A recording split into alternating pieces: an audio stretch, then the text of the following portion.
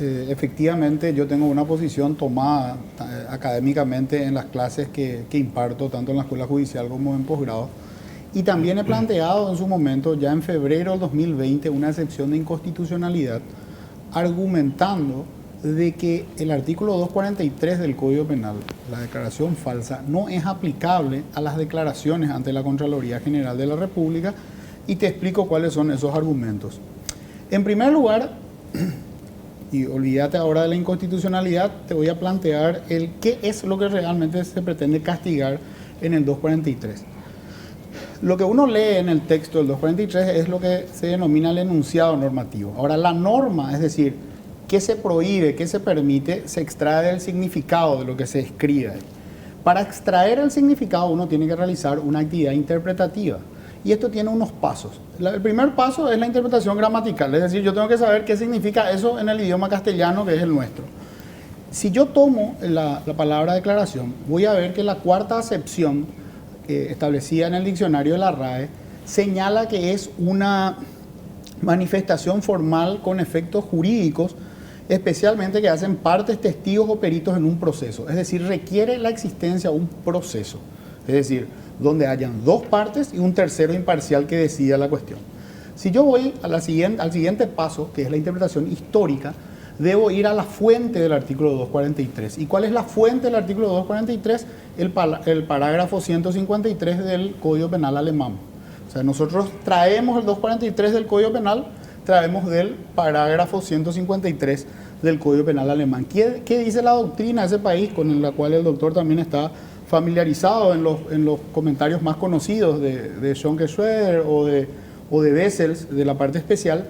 Dice básicamente lo mismo que dice la interpretación gramatical, que la declaración falsa solamente cabe cuando se trata de un proceso donde hay un tercero imparcial que decide entre dos partes y se decide en función a las pruebas producidas en ese proceso, entre ellas una declaración jurada falsa. Si voy al siguiente paso, que es la interpretación sistemática, voy a ver que el artículo 243 se encuentra en el capítulo denominado Hechos punibles contra la prueba testimonial. Es decir, se trata de un testimonio que, en este caso, no se hace ante una autoridad que está presente y ante quien se jura, sino se hace por escrito, y en ese escrito se declara bajo juramento. En nuestro sistema, solamente cabe en los procesos judiciales la posibilidad de una declaración jurada propiamente, en ese sentido, cuando se trata de las declaraciones de personas que tienen la facultad de no comparecer. Entonces se le envía las preguntas por escrito, responde por escrito y firma diciendo que lo hace bajo declaración jurada. Esa es una hipótesis de declaración jurada, pero estamos hablando en ese caso de un proceso judicial. El otro caso, si estamos hablando de una cuestión administrativa, porque el código habla de ante otra autoridad facultada a recibir, se da en los procesos licitatorios. ¿Por qué en los procesos licitatorios? Porque hay dos partes, al menos dos partes, suelen ser más incluso, que son los oferentes, y hay un convocante, que en teoría es un tercero objetivo, en teoría es un tercero imparcial, que debe decidir entre esos oferentes. Entonces, en ese contexto también la ley de contrataciones públicas y otras leyes donde existen licitaciones establece que se deben dar cierta información bajo declaración jurada. Esto es lo que, desde el punto de vista histórico, sistemático, gramatical y también teleológico, que es la interpretación teleológica, y no lo digo a José, sino a la audiencia, la audiencia la sabe, es que las leyes penales o las normas se deben extraer sus significados también en función a qué persigue, qué fin tiene. ¿Cuál es el fin que tiene? Proteger, en este caso, por el título del capítulo, donde está la prueba testimonial. Y eso lo dice el anteproyecto del Código Penal paraguayo, que señala justamente que una cuestión relevante, dice, en todas las relaciones jurídicas el dominio del derecho depende de la pureza de las pruebas. Dice así, literalmente, el anteproyecto del Código Penal. Con lo cual nos está diciendo los legisladores que hicieron el Código Penal que lo que se persigue con el 242 y 243, el testimonio falso y la declaración falsa, es proteger las pruebas. Pruebas, obviamente, se trata de brindar información donde un tercero imparcial va a resolver en un conflicto. En este contexto definido que declaración solamente se puede, o sea, declaración en el sentido que el Código Penal pretende castigar es en el marco de un proceso. Tenemos que la declaración ante la Contraloría no es una declaración en un proceso, es decir, ahí no hay dos partes donde un tercero imparcial va a resolver. Es simplemente una declaración que se presenta con fines de dar cumplimiento a una obligación legal. Y eso es lo que se presenta, verifica la gente de Contraloría y archiva. No hay una definición sobre esa declaración. Por eso es que sostengo que el 243 no cubre la hipótesis de la declaración ante la Contraloría. Por el solo hecho de que la ley diga que presenta ante un ente facultado, yo no puedo tomar solamente ente facultado y de eso darle todo el significado a una norma. Yo tengo que interpretar todo el texto de la norma, no solamente ante quien se presenta, sino todo el texto de la norma, que es lo que se pretende castigar, y esa es la explicación que di previamente. Punto en cuanto a la interpretación. En cuanto a lo que planteé como inconstitucional es la siguiente. Si se interpreta como la Fiscalía lo viene haciendo, porque claro, la Fiscalía ha imputado, acusado, solicitado condena y han habido condenas en primera instancia, no sé si en alzada se han confirmado condenas, por declaración falsa, por mentiras u omisiones a la Contraloría. Es decir, la posición del Ministerio Público es que una omisión, una mentira ante la Contraloría sí configura el 243, con lo cual yo no estoy de acuerdo, ya expliqué antes. Para mí que si uno, primero que esa no es la interpretación correcta, por lo tanto no hace falta una declaración de inconstitucionalidad, porque si se hace la interpretación correcta no es típica la conducta. Pero en la hipótesis de que esa es la interpretación y yo conceda esa interpretación es inconstitucional. ¿Por qué? Porque el artículo 18 de la Constitución le garantiza a un ciudadano que el no autoincriminarse. Entonces yo no le puedo obligar a alguien bajo pena, o sea, bajo la amenaza de una pena, que se autoincrimine. O sea, eso es una cuestión muy básica de un Estado de Derecho. E imagínate, Enrique, que nosotros lo tenemos en nuestra Constitución, la garantía de no autoincriminarse, ¿no? Desde la Constitución de 1870. Esto estaba en el artículo 20 de la Constitución de 1870. En la de 1940, que era una Constitución poco liberal y poco democrática, fascista, pero igual tenía en el artículo 26, obviamente, el derecho a no autoincriminarse, y la Constitución de Stroessner de 1962 lo tenía en su artículo 62. La actual Constitución la tiene en su artículo 18. Por eso, decir que yo le castigue a alguien para que se autoincrimine, tal vez por otro hecho punible, eso es una interpretación inconstitucional, porque yo le digo, y no hablo del caso concreto, aclaro, ¿verdad? O reconoces que te enriqueciste ilícitamente o te meto preso por declaración falsa. Y eso es una amenaza bajo pena, con pena para autoincriminarse, y eso es inconstitucional. Que no es simpático y uno dice, no, pero bueno, esas son las reglas de un Estado de Derecho. Hasta ahí eso sería una posición, y ahora suscribiendo lo que dice el doctor González Maki, ¿qué pasa después? Viene la ley, concedamos todo lo que la Fiscalía sostiene actualmente, es decir, que la conducta es típica, las mentiras eventualmente ante Contraloría son típicas del 243, el 243 en esa interpretación no es inconstitucional, etcétera.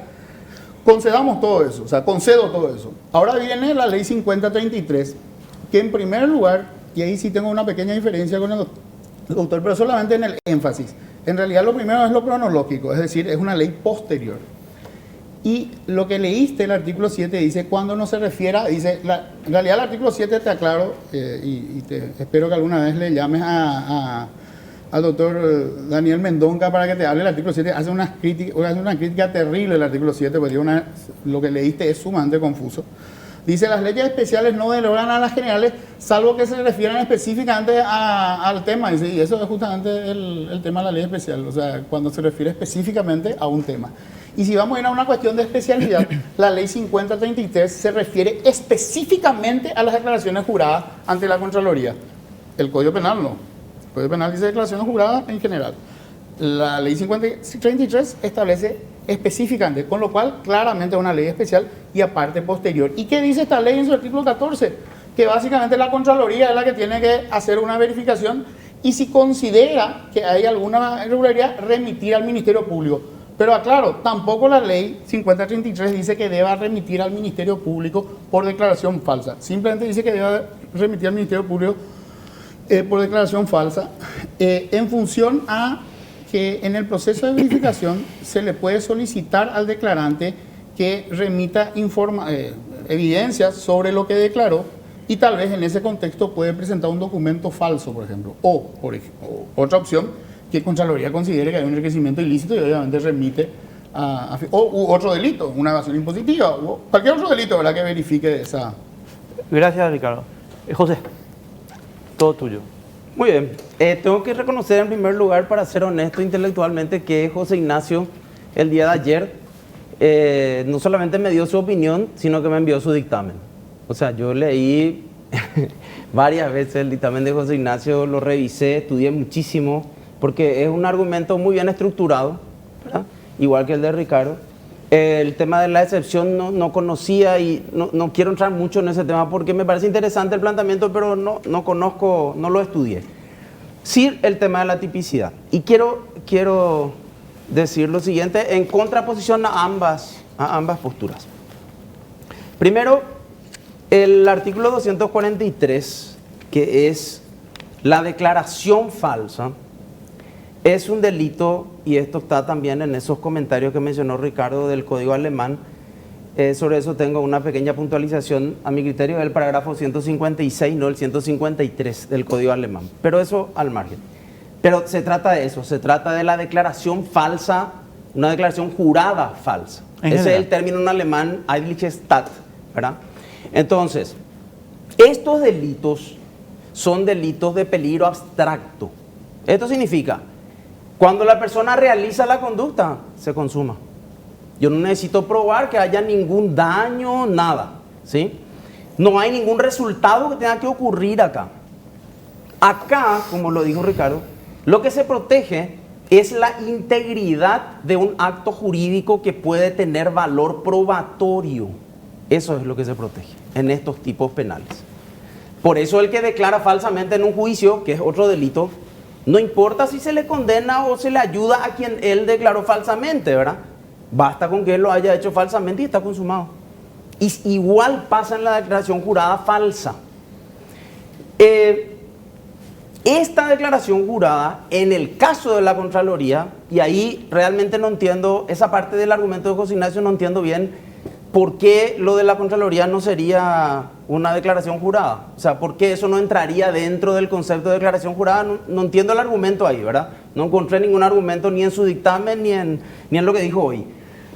Pero implica presentarte ante la Contraloría General, porque está en la Constitución, porque hay una ley 5033, donde dice que vos, si sos funcionario, tenés que presentar. ¿Cuándo ocurre eso? En el comentario del Código Alemán, que es nuestro antecedente, dice cuando vos presentaste. No importa lo que haga después el funcionario, es un tema administrativo. Pero cuando vos presentaste y vos dijiste, estos datos son auténticos, son verídicos, vos ya, si lo hiciste dolosamente o culposamente, cometiste el delito. No hay nada que hacer, voy a aplicar enseguida lo de la 5033. Y justamente dice José Ignacio, trae a colación la ley que se había sancionado, que es la ley 6558 en el 2020. 6558. Sí, donde el Congreso sanciona una ley y dice, no, nosotros los funcionarios públicos, Contraloría, eso no es delito. ¿Por qué sacan esa ley? Porque obviamente sí es. O si no, no hubieran discutido, no hubieran redactado esto. Y le pasé a Pedro y te pasé a vos también, porque investigué qué pasó con eso, porque escuché que José Ignacio había dicho que se vetó. Entonces yo empecé a buscar, hablé con Hernán, me pasó el decreto 3708 del 15 de junio de 2020, donde el Ejecutivo veta esa ley. Y entre otras cosas dice, la limitación de este mecanismo de control, así como la flexibilización del régimen de responsabilidades que competen a los agentes públicos, contraviene principios sobre los cuales se asienta nuestro régimen constitucional. La declaración jurada presentada ante la Contraloría es un acto unilateral del que no deriva decisión sobre proceso alguno. Por tanto, la misma queda exceptuada como testimonio y no podrá ser considerada, decía el proyecto de ley, ¿verdad? Y el Ejecutivo le dice que de esta forma se podría producir un indeseable debilitamiento de las consecuencias jurídicas de la obligación constitucional del 104, al convertir la responsabilidad relativa a las declaraciones juradas en una cuestión de carácter netamente administrativo. O sea, el Ejecutivo le dice, no podemos sacarle a los funcionarios públicos de una obligación legal. ¿Por qué? Porque violaríamos el principio de igualdad constitucional. Y con lo cual yo coincido totalmente. No hay ningún argumento para decir por qué el funcionario público no cometería delito cuando presenta ante la Contraloría un documento falso, en el sentido que no coincide con la realidad de lo que él está diciendo, sea porque omite, sea porque agrega cosas que no son, etcétera, etcétera. Por supuesto que es. Y ahí tengo que decir lo siguiente. Y lamento mucho que José Ignacio no esté, ¿verdad? Porque creo que es un punto que no puedo dejar de decir porque, repito, él me facilitó su dictamen. Y en su dictamen y después lo voy a hablar con él personalmente, pero seguro que no se va a enojar, del 1 de julio de 2020, él dice, cuando la Contraloría le pide un dictamen sobre cómo reglamentar eso, le dice, ustedes no se preocupen porque lo de la 5033 no tiene nada que ver con el Código Penal. Es un tema administrativo, le dice él a la Contraloría. Pero hoy, y me parece bien que cambie la posición, hoy él dice, no, la 5033 es prejudicial. Si vos no pasabas en la cuestión interna de la Contraloría, no te podía la Fiscalía. Bueno, eso no pensaba el 1 de julio de 2020. No hay problema con eso, no le pude hacer esa pregunta pero es un cambio de posición muy importante. Porque él hoy usa la 5033 como un argumento para decir, primero el trámite administrativo, después la Fiscalía.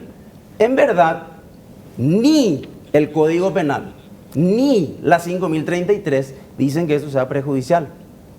Es más,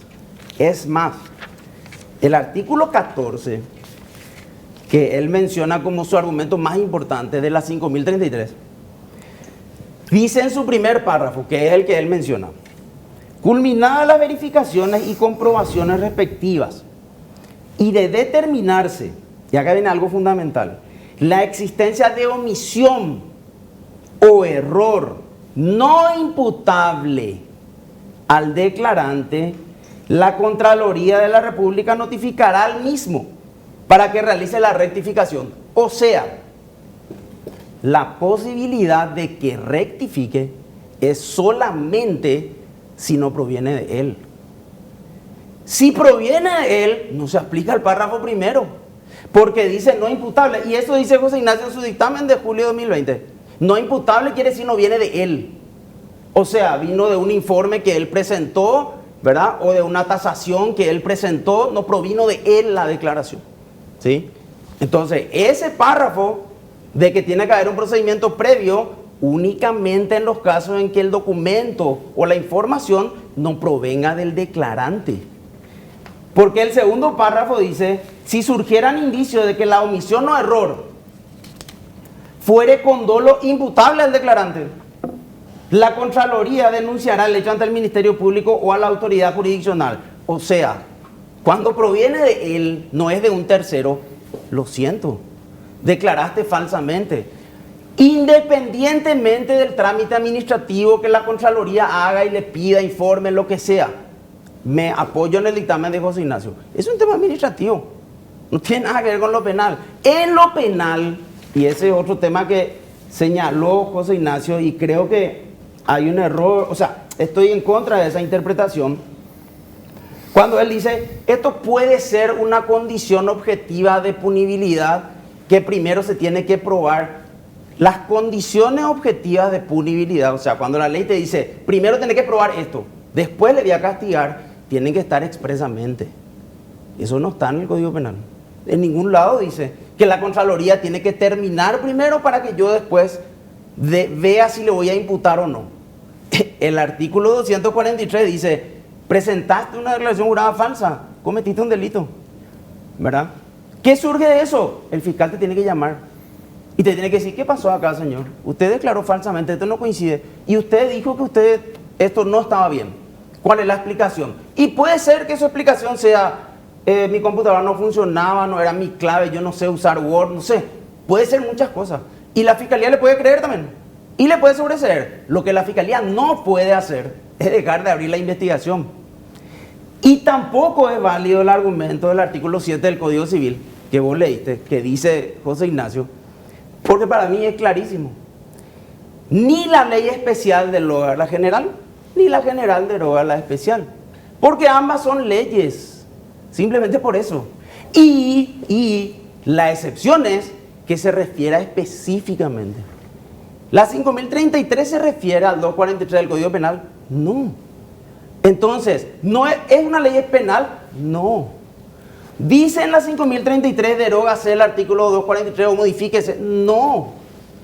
Entonces, el artículo 7 del Código Civil es categórico. No estamos ante una modificación, como dice José Ignacio, del 243. No se modificó nunca. Porque si no tendría que decir. Y además, el proyecto de ley que salió como ley demuestra que siempre fue necesario modificar, en todo caso expresamente, y decir, se quedan fuera de la punibilidad.